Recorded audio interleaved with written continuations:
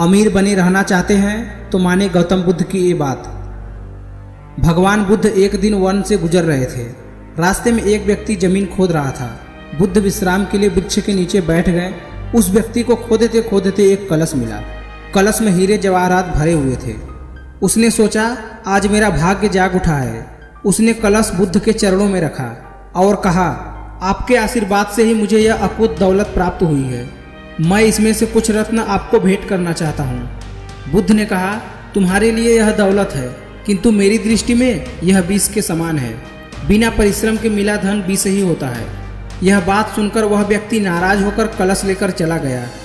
उसने हीरे जवाहरात बेचकर संपत्ति खरीदी और दरिद्र से धनवान हो गया। किसी ईर्ष्यालु ने राजा से शिकायत कर दी कि जमीन में दबा धन राजकोष का होता है। अमुक व्यक्ति ने उसे निजी काम में लाकर नियम का उल्लंघन किया है।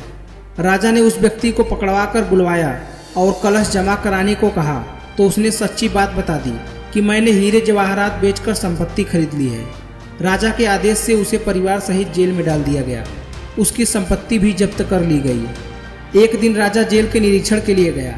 उस व्यक्ति से भी मिला। उसने कहा, राजन, मुझे जब वह कलश जमीन से मिला था तो बुद्ध वहीं थे। उन्होंने मुझसे कहा था कि इसमें रत्न नहीं विष है। यह सुनकर मैंने उनका अपमान किया था।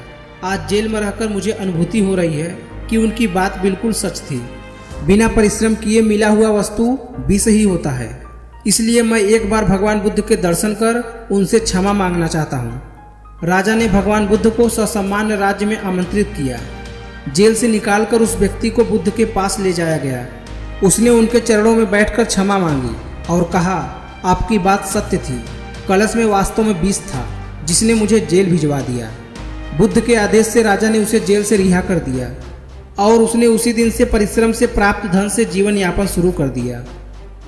तो दोस्तों, इस कहानी से हमें यह सीख मिलती है कि बिना परिश्रम के मिला हुआ धन या कोई भी वस्तु हमारे लिए समस्या का कारण बनती है। इसलिए हमें परिश्रम करके ही अपने जीवन में उन्नति करना चाहिए। धन्यवाद।